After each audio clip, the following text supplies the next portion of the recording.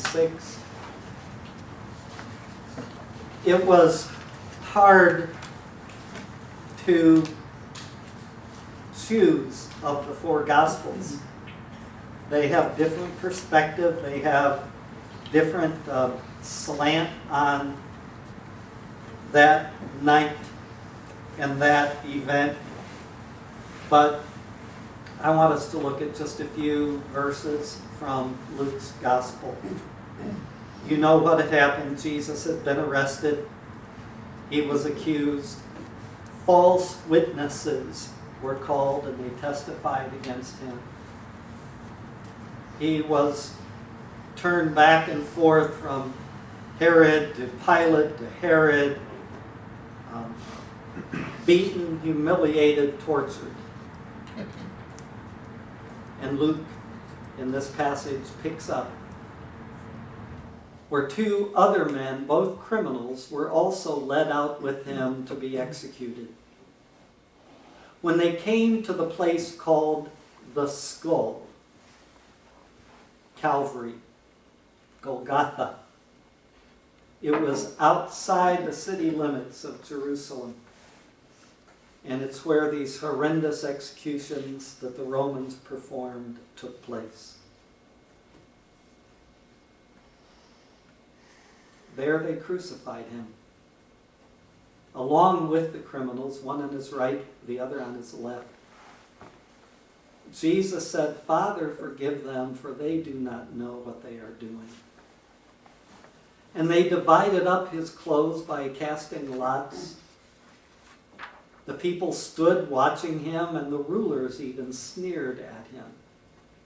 All this in fulfillment of prophecy from Isaiah and others dating back hundreds of years. They said, "He saved others, let him save himself, if he is the Christ of God, the chosen one." Obviously, they got it wrong. He didn't come to save himself.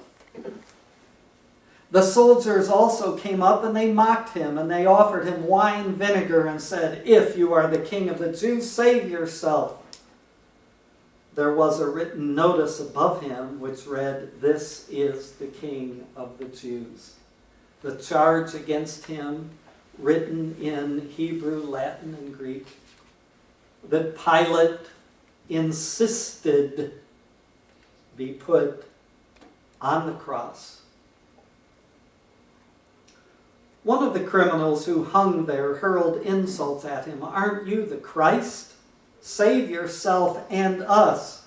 And we know that Jesus could have called forth legions of angels to free him, but he chose not to do so. But the other criminal rebuked him. "Don't you fear God," he said. "Since you are under the same sentence, we are punished justly, for we are getting what our deeds deserve, but this man has done nothing wrong." Then he said, "Jesus, remember me when you come into your kingdom." Jesus answered, "I tell you the truth. Today you will be with me in paradise." It was now about the 6th hour, about noon, and darkness came over the whole land until the 9th hour, 3 hours later, for the sun had stopped shining. And the curtain of the temple was torn. And you remember, it wasn't just torn arbitrarily or randomly, it was torn from top to bottom. God tore the temple curtain so that now anyone could enter the Holy of Holies, not just the high priest, but God's presence became accessible to all.